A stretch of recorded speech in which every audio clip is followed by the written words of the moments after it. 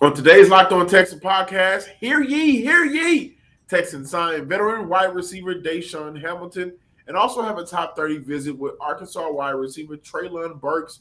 Also, some important NFL news, and the Texans are receiving some high praise. It's the first time for everything but Cody. Let's go ahead and start that countdown. Let's talk Texans.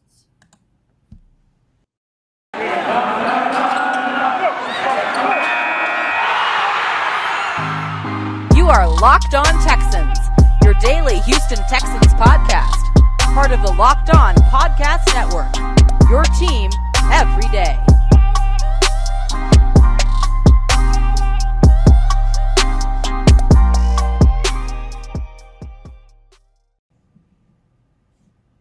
Welcome, Locked On Texan fans and viewers out there, to another episode of the Locked On Texan podcast, part of the Locked On Podcast Network, and your team every day. I'm John Hickman, joined by Sports Illustrated's Cody Davis, here to talk about the Houston Texans, some moves that they made in the last couple of days at the wide receiver position, and who they could possibly look at in the draft. Of course, some NFL news. Then we're going to talk about how the Texans are getting some high praise from around the NFL media. But first, the Houston Texans announced the Deshaun Hamilton signing over the weekend. He will be joining the Houston Texans after spending 3 seasons with the Denver Broncos. Hamilton was drafted in 2018, a fourth-round draft pick in Denver. He caught 81 passes for 833 yards total, 5 touchdowns in 46 games over his first 3 seasons in the NFL. He was going to be traded last season. However, he suffered an ACL injury while working out on his own time, and that delayed the trade. Didn't play this past season, was released a couple of days ago, and now he is a Houston Texan. And right now, before the draft and before training camp starts, before everything, right now, Houston's wide receiver depth chart includes Jalen Camp, second-year wide receiver Nico Collins, Chris Conley, Brandin Cooks, Davion Davis, Philip Dorsett, Damon Hazelton, and Chris Moore. Pretty lackluster group at wide receiver there. So I am really anticipating that Houston will address that position in this year's draft, right? And I think that with the multitude of players that are coming out at that wide receiver position, there's a bunch of talent. So Houston will have an opportunity to address it early, and I think they can address it later in the draft as well. Yeah, I'm not about to sit here and be like, oh my God, this is a lackluster position group, because John, I 100% agree with you. I do believe that is one of the primary positions that the Houston Texans will target throughout the draft, especially considering that this organization came out and said that they want to build around Davis Mills. They want to put him in the best situation possible to succeed, not just in 2022, but if he can showcase that he's the quarterback for the future for this organization, then of course the best thing you can do for your quarterback is to give him weapons. And look, this is one of the deepest wide receiver class coming out of this year's draft, and I think that the Texans are going to work wonders in this upcoming draft. However, John, in terms of Hamilton, majority of the players that the Texans are bringing in, I think we can all agree that majority of those players are basically just fighting to get those last couple of spots on the 53-man roster, and players that probably are going to be practice squad players, give or take. But when I take a look at Hamilton, knowing from what I know about him during his time with the Denver Broncos, and I had an opportunity to do some film on him, I do want to say I do believe if Hamilton is able to go out there in training camp, I do think he has an opportunity to be a rotational guy, only because he seems like a wide receiver that you can put either on the outside or inside as a slot receiver. And John, you mentioned his numbers. I know his numbers don't really blow nobody away, but I do want to mention this. Those numbers are pretty decent considering that he has played with Drew Lock, Kendall Hamilton, Jeff Driscoll, Brandon Allen, Joe Flacco, and of course Case Keenum as his starting quarterback for those 3 years where he was playing with the Denver Broncos. So I say all that just to say I am kind of anxious to know what Hamilton will be able to do with, let's be real, the best quarterback he has ever played with on his side in Davis Mills. And by the way, John, listeners and viewers had an opportunity, like I just mentioned, to go and see some film of what the Texans are getting in Hamilton. He seems like a deep threat receiver. And Davis Mills is at his best when you let him air it out. I would also say we got to look at the players that he played behind as another reason And why he that's didn't get another an thing. opportunity to, get on the field as much. Jared Judy and Cortland Sutton, and then you have KJ Hamler, and now they have Travis Fulgham out there. But don't forget about Tim Patrick, who was able to be very useful for the Denver Broncos. We look at last year, 776 catches, and then the year before that, we look at, I'm sorry, not catches. 2 years ago, Tim Patrick in 2019 had 1,100 yards. So I think that the talent for that Denver Bronco group, and I'm kind of excited to see them with Russell Wilson, a real quarterback, didn't limit him and what he's able to do. Now let's transition over to Treylon Burks, draft wide receiver out of Arkansas. He's a guy that can do a lot of things for Houston. And before I can talk about what I believe he can do for Houston in terms of being a wide receiver, I want to give you guys some numbers to show exactly what he was able to accomplish in his last season. Against the number 7 ranked A&M at the time, 167 yards, 1 TD. Against the 17th ranked Ole Miss, 136 yards, 1 TD. Against Auburn, 109 yards, 2 touchdowns. Against Alabama, 179 yards, 2 tuggies. Against Mizzou, 129 yards, 1 touchdown. He was just as good against unranked teams as he was against ranked teams. And I like him because, first and foremost, he is a former All-State outfielder, so he has the ability to kind of track those balls and go out there and make plays in open field. He has great hands, and also he's pretty powerful as a receiver. 6'3", 220 pounds, got a big frame. The 4.5 doesn't worry me. That speed doesn't worry me because what we see in the 40 time doesn't really necessarily mean much when we can see what he's done on the field in terms of his breakaway speed. Also, DeAndre Hopkins ran a 4.5. So, I mean, apples and oranges there. But overall, I think for Houston, it could give them a good inside-outside threat. Burks generally aligned in the slot for the Arkansas Razorbacks 77% of the time. So the slot position is somewhere he'd be comfortable. And why I like that? Well, okay. Now, we look at Nico Collins as a possession receiver, which is great. I think Nico can be one of those guys that when you need a first down, you can throw it to him and he can make the play. But when you look at what Burks can do, combining with Brandin Cooks, which we'll get into, maybe you'll be able to interchange those two players inside and out, depending on who's on the field defensively and how you can attack them moving forward. So we look at the possibility of two things, right? Houston wants to invest in Davis Mills, give this young quarterback a clear opportunity to be successful so we can evaluate him the right way. Well, do I think that Burks will go at number 3? No, I don't, right? But 13 is where I can see Houston looking at the players on the board, and they may say, well, we got to have a wide receiver like him. And so they scheduled that visit. They had also a visit conversation with Sauce Gardner as well. I think Houston is doing a great job right now and looking at players that'll be off the board pretty soon. They're picking sooner than later in the NFL draft, which is kind of new for them. Let's go out there and bring in some explosive players that can possibly change the dynamic of this franchise. So I'm at the gym, knocking out my workout, go to the sauna room, leave out the sauna, got my water bottle. I'm chugging down some water, pat my pockets. Oh, yeah. Guess what I got on me? That good old Built Bar, one of my favorites, too. The chocolate cookies and cream, the white chocolate cookies and cream, had that on me.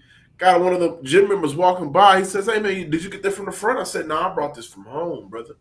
This is mine. This is the product I believe in. So he asked me about it, told me it was a Built Bar, and I told him just like this. A lot of those other products, they do not give you uh, the same variety of flavors, the same goodness and sweetness, and the same healthiness that Built Bar has, right? And I told them straight up, some of those bars, they're not covered in 100% real chocolate. They don't have that real chocolate stamp on it. And when you look at what a Built Bar provides, when you look at 130 calories, 4 grams of sugar, 4 net carbs, and 17 grams of protein, you go look at those other bars. You go look at the candy bars. You go look at everything else. They don't necessarily stack up, right? So built.com is where you should be going. Use promo code LOCK15 and get 15% off your order. Again, use promo code LOCK15 for 15% off at built.com.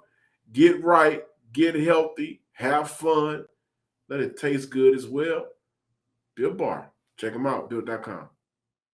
Thanks for making Locked On Texans your first listen every day. Make sure you're following Locked On NFL, where Locked On experts are covering the biggest stories around the NFL every Monday through Friday in less than 30 minutes. Just enough time to enjoy a Built Bar, and your athletic green is free and available wherever you get podcasts.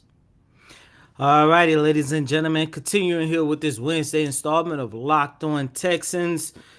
The Houston Texans made one of the biggest, if not the biggest, decision of this organization by trading Deshaun Watson to the Cleveland Browns. However, ladies and gentlemen, that doesn't mean the work for the Houston Texans throughout the 2022 offseason has come to the close. As a matter of fact, by departing from Deshaun Watson, I think we all can agree that the work is just beginning, because not only do the Houston Texans have to worry about the draft, they also got to take care of some of the players that they already have on their roster as of right now.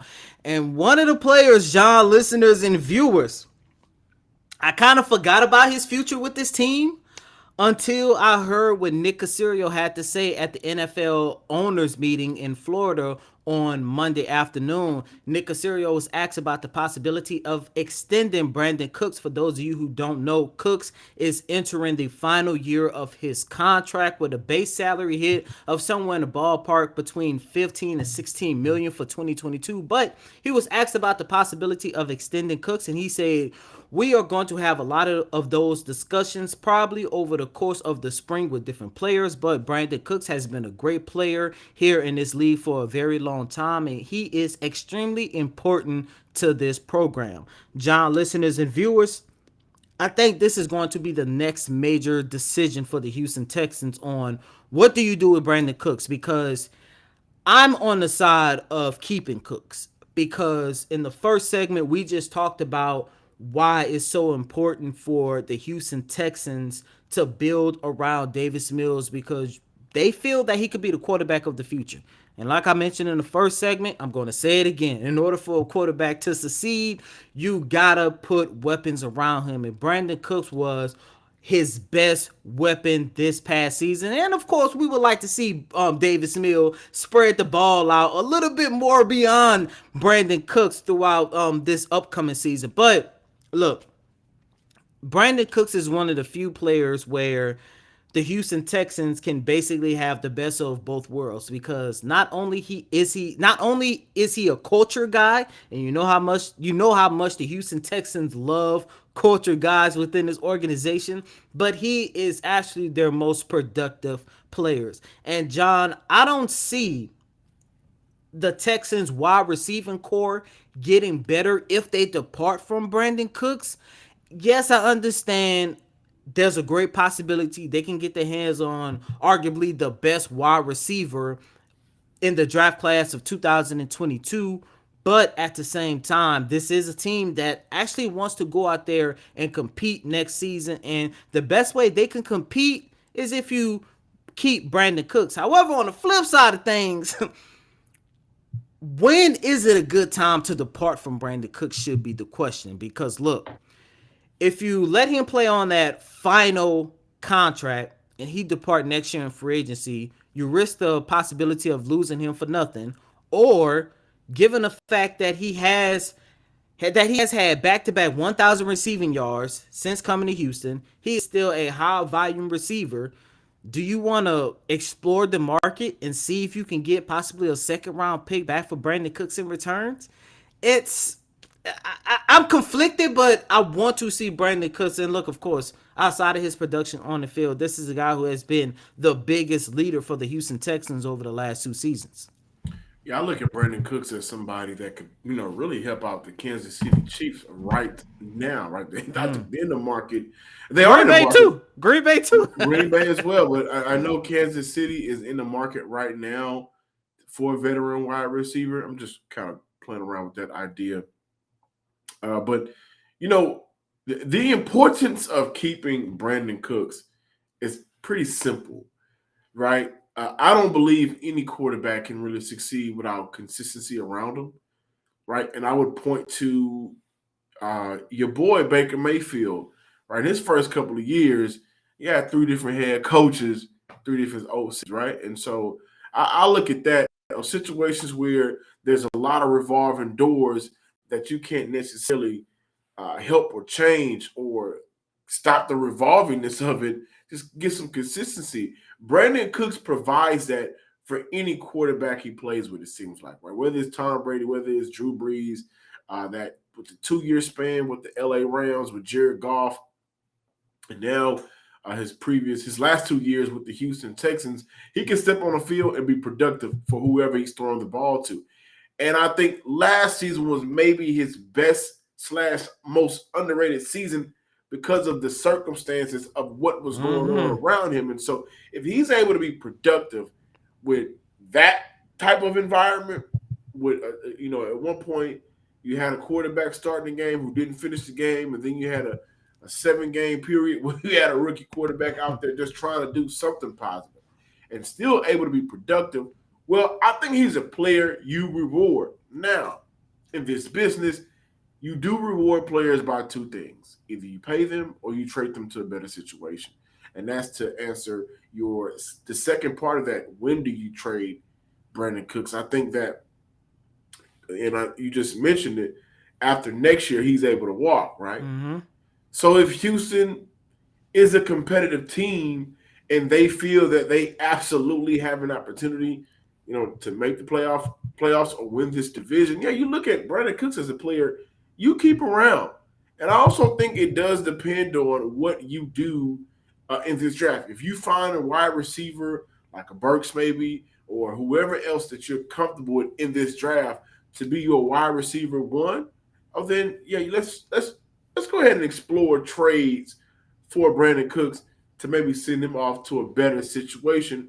And then in turn, it'll also benefit the Houston Texans because that team will be traded for a receiver, a needy receiver team. They'll probably give up a pick higher than what maybe another team may. When I look at the Kansas City Chiefs once again, they got a lot of draft picks, right? So, but I think Brandon Cooks is the player that, he wins in zones, right? When he got to go up against zone coverage, he wins in one-on-one coverage. He's a player that can find holes on the defense, make a play, right? And so he's a player. You don't necessarily want to move on from him unless you're like a lot of the, and I've been getting a lot of backlash. Texas fans out there that just kind of, we're not going to do anything anyways. And if the franchise, if Houston is looking like that as well, then I think it's fair for them to do what they did for Mark Ingram, right? We're going to move you to a place where you may have more success for your career because it's not working out now here in Houston. And, Brandon Cooks going back to New Orleans, that could be big for Jameis Winston and that wide receiver group. And I think they need wide receivers. So for Houston and for Nick Caserio, who I think has done right by players, when we look at maybe bringing players back that should have been released or moving on from players and allowing them to go to a better situation. Remember Randall Cobb? We let Randall Cobb trade him back to Green Bay last season because it just wasn't working out. But I will say this. Brandon Cooks, to me, is one of the, I would say, top 10 underrated players in the league. And not just wide receivers, players in the league. Between 10 to 15, I think Brandon Cooks would stack up in the most underrated group because of he's able to step on the field and be productive in any scheme for any quarterback, and that's what we've seen. That's a fact. And for him to do what he did last year with Davis Mills and Tyrod Taylor at times, I think that speaks to just how good he is. I It wouldn't want to does. see him departed from Houston unless it's a situation, as I mentioned, where you're granted to go to a place because this front office wants to see you succeed, and it's just not working out here in Houston. It is up to Houston to make things work out and put a product on the field to where they can go out there and win some games. And I will say this: Mina Kimes on her show gave some high praise for the Houston Texans, and you know, next couple of years, man, it may be worth watching, may be worth the while. Do we think Brandin Cooks will be able to stick around for that long? Well, if the money's right, then if the money good, he's gonna be everywhere, wherever the money at, right? Oh Where the yeah. money reside. But in the next couple of years, Houston should be in a more competitive situation than state. You mentioned how Brandon Cooks is top 10 underrated in the league today. I'm going to go off a limb and say this is a guy who is one of the most underrated players of all time because, John, like you just alluded to, for him to go out and have another season where he record over 1,000 receiving yards with Tyrod Taylor and a rookie Davis Mills under center, that speaks a lot to his talent, especially when you consider that majority of his career he was balling with Drew Brees, Tom Brady, and then of course he had that one terrific season with Deshaun Watson. But that's the on-field part of Brandon Cooks, and another aspect that I'm looking at this as, and I think Nick Caserio and the Texans, this this might be one of those rare win-win situations, only because it seems like it doesn't matter which direction they go on, whether or not to extend Brandon Cooks, keep him here for a season, trade him and get something back in return. I feel like the Texans can benefit from it, but I also want to point this out as well. I mentioned how Brandon Cooks was a leader in the Texans locker room over the last 2 seasons. And I had an opportunity both on and off the record to speak to Nico Collins about that as well. Nico Collins loved Brandon Cooks. Of course, he's the leader in the wide receiving core. You take a look at who the Houston Texans can go after in the draft. We just finished talking about Burke, Chris Olave, a guy both you and I really hope the Texans have an opportunity to get at number 13. Why I'm bringing all this up, we won about 10 years ago when the Houston Texans brought in DeAndre Hopkins. Hopkins spent 2 seasons with Andre Johnson. And every time D-Hop had an opportunity, he always talked about how much he learned from Johnson, and that's what helped him become the wide receiver that he became today. And I think if we want to see guys like Nico Collins, if we want to see guys like a Chris Olave, if he has an opportunity to put that Houston Texans jersey on, you have to have an opportunity to pair him up with a guy like Brandon Cooks, who has been successful in this league, who should have got a little bit more recognition, especially in my book. But that's very important to get these guys under a very good veteran and hopes for them to succeed, not just for the Houston Texans, but their career as well. This episode is brought to you by Rock Auto. With the ever-increasing numbers of makes and models, it's now impossible for your local chain auto parts store to stock all the parts you need. And why?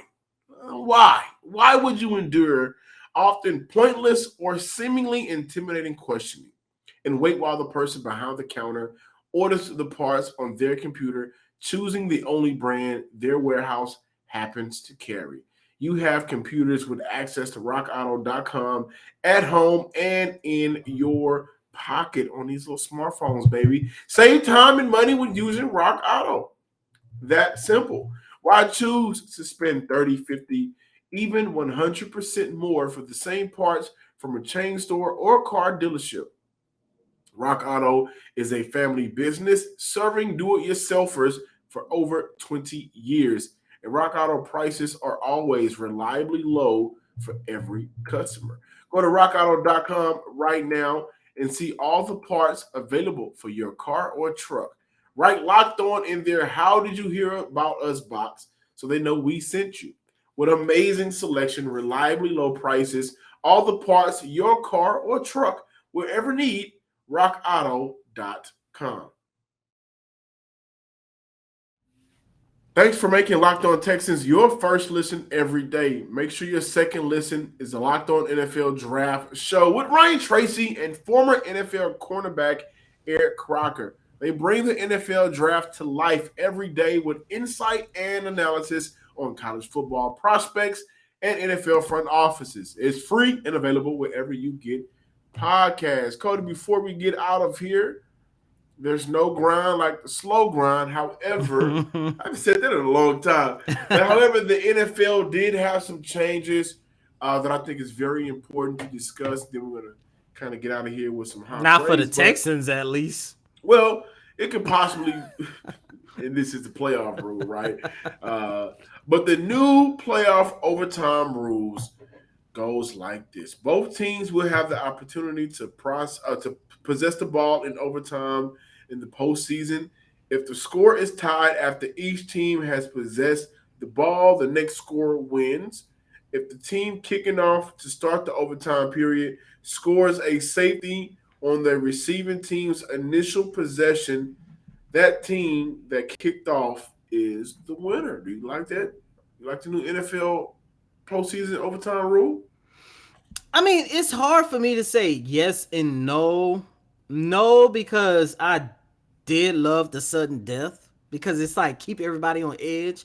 And I guess I love it because one, between the Saints and the Texans, never had to worry about that. and two, and most importantly, even as a reporter, never had to worry about that. But I don't have the emotional tie to the overtime rule. Like Kansas City, what was that, in 2019? They were screwed because they didn't have an opportunity to get the ball, and we saw the same situation happen with the Buffalo Bills. You know, they didn't have an opportunity to get the balls, and it's kind of funny. The Chiefs was on both the good and bad part of the previous rule. Also, the NFL owners have approved a mandate for all offensive linemen, tight ends, defensive linemen, and linebackers to wear a guardian cap helmet shell from the beginning of training camp until the second preseason game. And the goal is to reduce concussions or any avoidable head contact. Also, I read somewhere where concussions were down last year, even though the number of games increased from 16 to 17. So that's always a positive.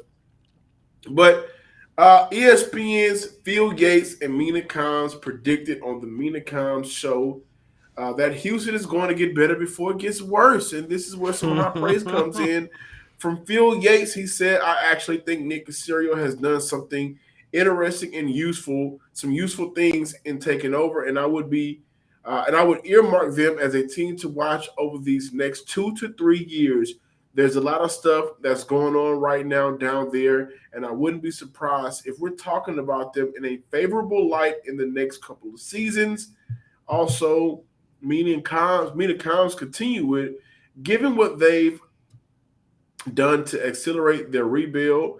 Obviously, with the Watson trade, their team is going to be really fascinating ahead of the draft because they're putting the pieces in place right now. It looks like they're going to roll with Davis Mills, which suggests it's obviously still a transition year, but there's a lot of things they could continue doing to get ready for when they're finally going to compete again.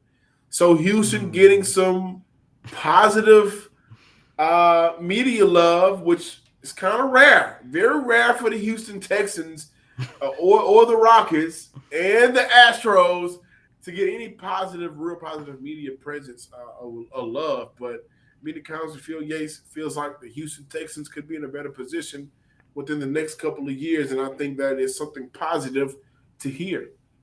And you know why? Because Davis Mills showed some promise. Davis Mills showed some potential. Like I've been saying this whole entire time, and this is why 2022 is so important. If Davis Mills continue to progress and to continue to develop like the way we saw those last, 5 games? Arguably the second best rookie quarterback in the class where nobody knew his name? Dog, Texans got a bright future, baby. I'm excited. Oh, yeah, you know what? I need that to happen because I have a steak dinner on the line with my mother-in-law. If Davis Mills has a good year, We talked about the numbers. What is a good year? Maybe we could talk about this on tomorrow's show, but what is a good I year said for over Davis Mills? 3,700 passing yards. I said over 23 touchdowns and under 13 interceptions. Okay. If he does that, I got a steak dinner coming my way. Davis Mills, I need you to work, baby. Thank you for checking out the Locked On Texan podcast. Make sure you're following us on Twitter at Locked On Texans. Also, subscribe to our YouTube channel at Locked On Texans as well. Like, comment, please comment. We are 95 subscribers away from 1K. Make sure you're showing love out there. Follow me on Twitter at John_Hickman12 for all Texan music, sports interactions. I like to have fun. Come have fun with me. And as always, I'm your host, Cody Davis. Please remember to follow me on Twitter at CodyDavis_24. Once again, that's Cody, COTYDAVIS_24. Until next time, ladies and gentlemen, peace.